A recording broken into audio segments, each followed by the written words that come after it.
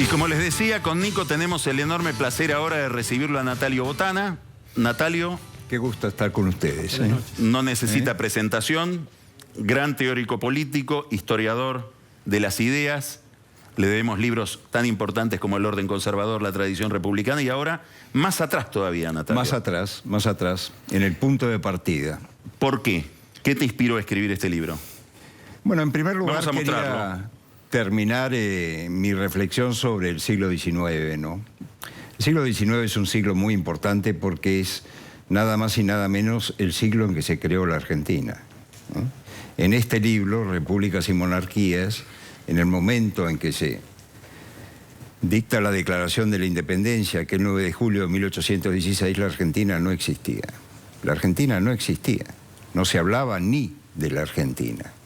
Lo que estaba en escorzo en la mente de aquellos legisladores que se reunieron en un Congreso Constituyente era una idea de nación que simplemente era pura potencia. Un viejo territorio, un antiguo territorio, el territorio del Virreinato del Río de la Plata se había fragmentado, estaba fragmentado en muchísimos centros de poder. Existía así un notable plan estratégico continental, que era el de San Martín, cruzar los Andes y de ahí marchar hacia el núcleo del poder español en Sudamérica, que era el Virreinato de Lima, Perú, pero no mucho más que eso, no mucho más que eso. Entonces, lo que he tratado de reconstruir en este libro es cómo se piensa la política en un momento de incertidumbre, pero de incertidumbre muchísimo más profunda que la que existe en este momento, donde realmente el suelo tiembla, no hay dónde pararse firme, y donde la política aparece como un proyecto, como una pura idea, sin bases económicas, sin bases de coacción, una deliberación que quería crear un país y una independencia. Es decir, que tal vez estaban angustiados, como dijo el presidente Macri en ese momento. Yo creo que era una angustia mucho más profunda. Porque si hay una cosa que la Argentina ha resuelto en estos 200 años tan turbulentos, es que ningún argentino está como un catalán pensando en independizarse. Hay una suerte de identidad nacional en la Argentina que de algún modo se ha construido tanto en el siglo XIX como en el siglo XX. Vos contás en el libro, con mucho detalle, con una gran reconstrucción muy erudita de todo lo que fue ese debate, cómo todos esos años fueron el escenario de una gran discusión de carácter político e institucional en medio de la balacera, en medio de la violencia. Daría la impresión de que la independencia, como vos acabás de decir, fue un proyecto exitoso. La construcción de un Estado legítimo, con un régimen que sea percibido como legítimo, con independencia de poderes, la construcción de una república nos costó más. Uy, Carlos, nos costó... ¿O nos cuesta más? Nos cuesta más, en realidad cuesta. Durante el siglo XIX, armar un Estado, y eso los economistas lo saben muy bien, un Estado no solo es el monopolio de la fuerza legítima, sino es el monopolio de los recursos fiscales, ¿no? Armar ese Estado son 70 años, ¿no? Los 70 años que más o menos transcurren entre 1810 y 1880. Dentro de ese Estado, no estaba muy claro entre 1816 y 1820, pero lo será después de 1853, hay que montar un régimen político legítimo, como decís vos, que felizmente para la Argentina es el régimen republicano, abierto hacia el horizonte de la democracia. La construcción de ese régimen es extraordinariamente difícil y extraordinariamente dolorosa. Creímos, hace exactamente un siglo, porque este año celebramos el bicentenario de la independencia y el centenario del ascenso de Irigoyen en 1916. Creímos que teníamos resuelto el problema fundamental de una república democrática a la escala de principios del siglo XX. Creíamos. Pero la lección tremenda que surge del siglo XX es que esa construcción de un régimen republicano, democrático y legítimo entra en crisis a partir de 1930, ¿no? A mí me gustaría hacerte una pregunta sobre algo que vos planteas en el libro muy interesante, que son caminos alternativos al camino que finalmente se dio. Por ejemplo, la idea de independencia podía ser una idea que estuviera ya en el pensamiento de los españoles, inclusive antes de la guerra de independencia. Vos contás el plan de Aranda para Carlos III, que es, bueno, mandemos infantes a América, démosle una especie de independencia relativa, de autonomía, con el rey coronado emperador. Lo que parece más difícil es que la tradición republicana pueda anclar en lo español.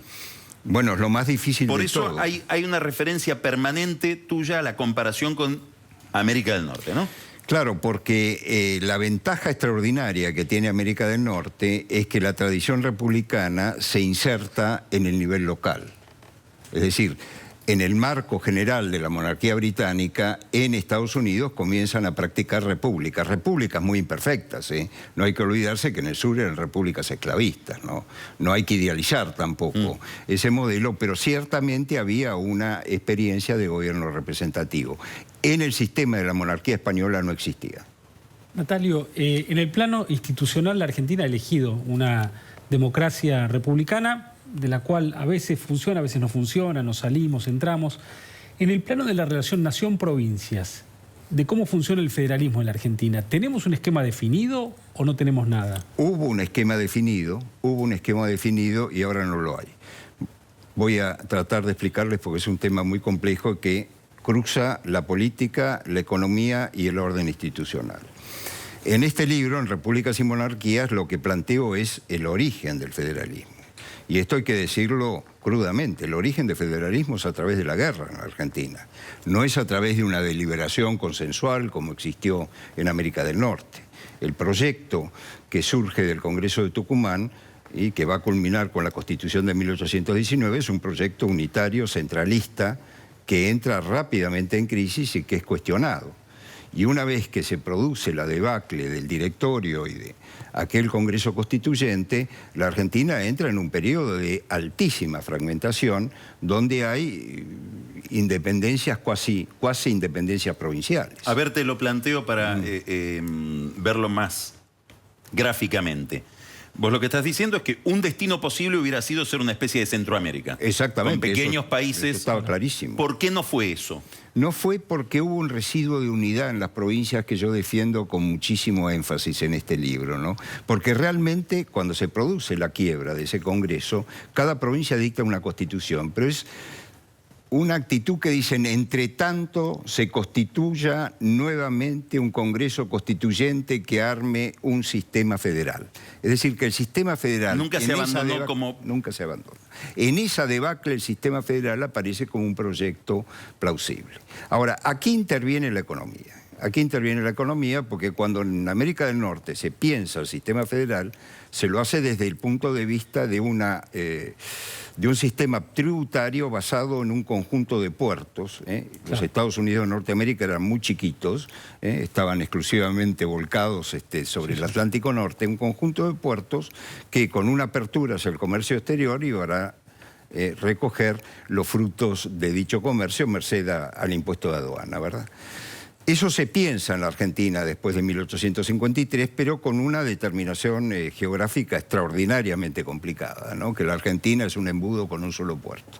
Hay que imaginar aquella Argentina, el sur no existía. No. El sur no existía, ¿no? De modo tal que ahí hay un primer problema muy serio y la gran batalla entre el interior y Buenos Aires constantemente se plantea a saber si Buenos Aires va a seguir utilizando la aduana exclusivamente para el interés de su provincia o de lo contrario esos recursos van a estar al servicio de todo el país. Bueno, esa batalla duró décadas, décadas y décadas y recién se estipula en la reforma constitucional de 1860 y se consagra con la federalización de Buenos Aires en 1880. Ahora, ahí hay un pacto muy claro que se debe a la clarividencia de Alberdi, ¿no?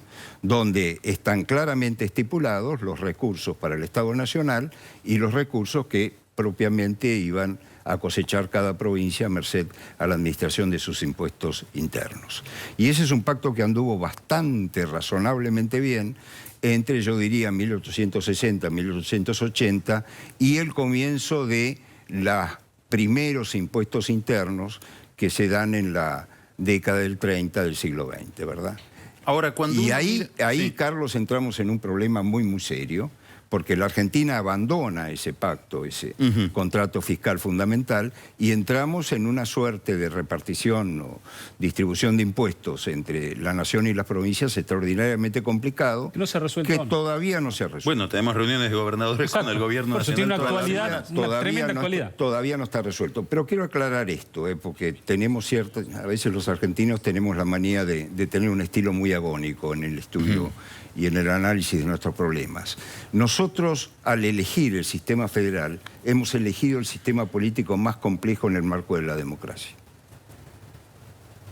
Estados Unidos tiene problemas con su régimen federal y son muy pocos los regímenes federales que funcionan razonablemente bien en el mundo. Uno de ellos, obviamente, es Canadá, y a principios del siglo XX los argentinos más esclarecidos soñaban con parecerse a Canadá. Mejor también podríamos decir que funciona Australia. India tiene problemas muy, muy serios, una nación continente que practica el régimen federal, y en Estados Unidos los déficits de las provincias de los estados son muy serios. Te quiero hacer una última pregunta. Venga. Te voy a leer una lista de nombres. Ajá. Cayetano Rodríguez, Manuel Acevedo, José Colombre, Mariano Sánchez de Loria, José Pacheco de Melo, Pedro Castrobarro, Justo Santamaría de Oro, Pedro León Gallo, Pedro Uriarte, Pedro Arauz, José Tames y Miguel del Corro. Catastro. Parecen las calles de Palermo. Son todos sacerdotes. 13 sobre 33 congresales de Tucumán eran curas. Eran curas. Estamos hablando ahora de los curas villeros, del papel de Bergoglio en la vida de la política. ¿Esto significa algo hoy? ¿Es nada más que una curiosidad histórica? No, es una tradición. ¿En el origen se inicia algo que todavía permanece? ¿Cómo ves vos el papel de la Iglesia entonces y ahora? La tradición del papel de la Iglesia en relación con la política en Hispanoamérica es muy fuerte. Es muy fuerte y no ha concluido. No ha concluido. Hay naciones más secularizadas que otras, pero en Argentina yo diría que hay una tradición muy, muy fuerte de inserción de la Iglesia Católica en el mundo político, que se apaga a partir de la década del 80 del siglo XIX. Hay un momento de secularización muy fuerte del Estado argentino, pero que renace con mucha fuerza, sobre todo en la década del 30 del siglo XX, y de ahí en adelante. Es tan fuerte que uno de los temas que más me ocupan en este libro es la relación entre Estado e Iglesia, porque las primeras constituciones argentinas eran constituciones con religión de Estado, de tal suerte que las religiones cristianas se las toleraba simplemente. No hablemos de religiones de otras tradiciones. De modo tal que ahí hay un problema de partida muy, muy importante. En Hispanoamérica no hay pluralismo religioso de partida. Y el proceso de secularización de nuestras sociedades es muy lento, muy, muy lento, a punto tal que recién en la reforma del año 1994, el presidente que no es católico, la presidenta que no es católica puede ocupar la primera magistratura.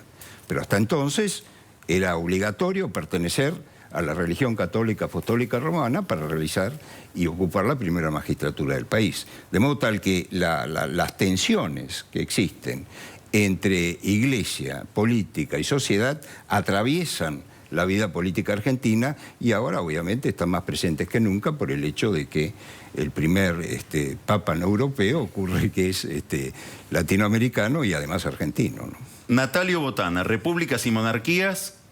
Acá está el libro. Bueno, interesantísimo, muchas gracias. como siempre, y gracias por aparecer en televisión, que sé que me cuesta trabajo. Le huís.